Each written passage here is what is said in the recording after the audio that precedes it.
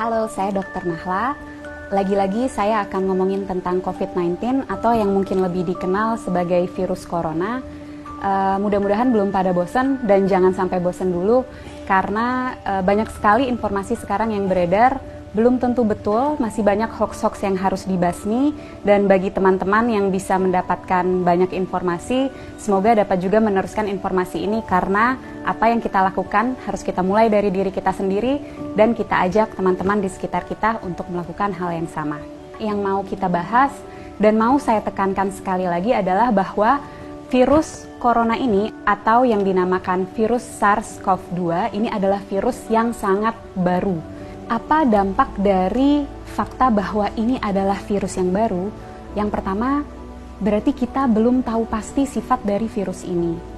Yang kedua, kita belum tahu pasti efek dan berapa lama efek yang akan disebabkan oleh virus ini. Yang ketiga, belum ada obat yang betul-betul efektif untuk melawan virus ini. Yang keempat, belum ada vaksin yang bisa mencegah seseorang untuk tidak terinfeksi virus ini. Jadi itu yang teman-teman harus selalu ingat. Informasi ini bukan untuk membuat teman-teman panik, tapi untuk membuat teman-teman lebih waspada bahwa memang apa yang sedang kita hadapi ini betul-betul nyata. Dan bersama-sama kita bisa mencegah penularan virus ini lebih luas. Secara umum ketika virus masuk ke dalam tubuh kita, gejala yang ditimbulkan itu mirip-mirip.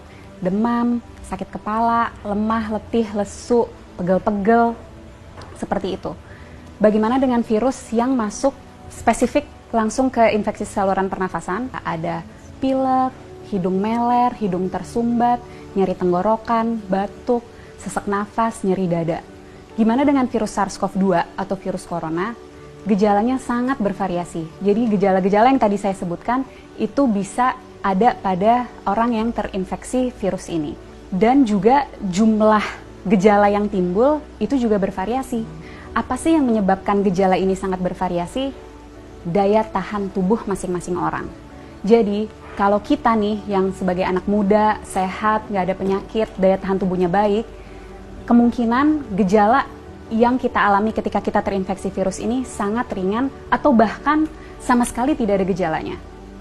Sekali lagi saya tekankan, orang dengan daya tahan tubuh yang baik itu bisa tidak ada gejalanya walaupun virusnya sudah ada di dalam tubuh kita. Dan orang dengan daya tahan tubuh yang baik, dia mampu menyembuhkan dirinya sendiri karena pada dasarnya virus itu memang self-limited disease.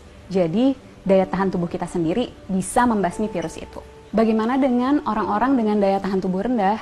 Tentunya akan dapat mengalami gejala yang lebih berat, bisa sampai sesak nafas, bahkan bisa sampai menyebabkan kematian. Siapa saja sih orang-orang yang kita tahu daya tahan tubuhnya rendah? Yang pertama, orang tua yang usianya di atas 60 tahun. Yang kedua, orang-orang dengan penyakit penyerta. Penyakit penyerta itu apa? Jadi penyakit yang biasanya lagi-lagi ada di orang tua, seperti kencing manis, darah tinggi, sakit jantung, sakit ginjal, sakit paru, sakit liver, kanker, dan lain-lain. Nah, orang-orang inilah yang akan sangat menderita ketika dia terinfeksi oleh virus SARS-CoV-2 atau virus corona ini. Untuk kita yang daya tahan tubuhnya baik, ketika kita terinfeksi virus ini, kita bisa hanya dengan meningkatkan daya tahan tubuh kita, terus kita bisa melawan virus ini. Tapi bagaimana dengan orang-orang dengan daya tahan tubuh rendah? Itu yang harus kita pikirkan. Itu yang harus kita cegah supaya mereka tidak tertular virus ini. Jadi, apa yang bisa kita lakukan untuk membantu mereka-mereka yang daya tahan tubuhnya rendah? Dengan cara jaga jarak, hindari keramaian, dan di rumah aja. Kenapa? Karena virus ini yang paling kita takutkan dan sudah kita tahu dari virus ini adalah penyebarannya yang sangat amat cepat dan lebih mudah dan lebih cepat di tempat-tempat keramaian. Tapi lagi-lagi jangan panik. Bukan berarti kalau teman-teman yang masih muda dan sehat ini merasa, oh saya ada gejala-gejala COVID-19 nih, ada demam-demam yang sumeng-sumeng, demam rendah, nyeri tenggorokan, sedikit pilek, sedikit batuk, terus harus langsung ke rumah sakit. Bukan itu maksud saya. Bukan berarti Kalau teman-teman ada gejala itu, harus segera ke rumah sakit. Apa yang harus kita lakukan? Ketika mengalami gejala itu, lagi-lagi di rumah aja, tingkatin daya tahan tubuh dari rumah. Dengan cara apa? Istirahat yang cukup, tidur malam yang cukup, 7-9 jam, makan makanan bergizi, minum air yang banyak, kalau bisa lakukan olahraga atau aktivitas ringan di rumah. Kenapa untuk kita yang muda dan sehat ketika mengalami gejala-gejala penyakit COVID-19 lebih baik di rumah aja dan nggak perlu ke rumah sakit? Karena kita mau memastikan bahwa rumah sakit itu tetap tersedia untuk mereka yang betul-betul membutuhkan. Orang tua, orang dengan daya tahan tubuh yang rendah, dan orang-orang muda yang mengalami gejala berat seperti sesak nafas. Mereka itulah yang harus segera ke rumah sakit. Jadi kita pastikan rumah sakit memang untuk mereka yang membutuhkan. Kalau kita bisa di rumah aja. Bagaimana dengan kita yang tidak ada gejala? Sebaiknya tetap jaga jarak, hindari keramaian, dan di rumah aja. Kenapa? Karena seperti yang tadi sudah sempat saya jelaskan, orang dengan daya tahan tubuh baik bisa jadi tidak menimbulkan gejala apapun. Jadi kalau dari luar dia terlihat sehat, belum tentu tidak ada virus itu di dalam tubuhnya. Dan orang-orang tanpa gejala ini tetap bisa menularkan ke orang lain. Melalui apa? Misalnya, kita lagi ngobrol-ngobrol sambil makan, dia tersedak, batuk, virusnya banyak di situ. Atau lagi di mobil bareng, AC-nya kenceng banget, kedinginan, dia bersin, virusnya ada di situ. Penting untuk kita jaga jarak. Jaga jarak 1 meter untuk memastikan droplet yang keluar melalui batuk ataupun bersin tidak terkena pada kita.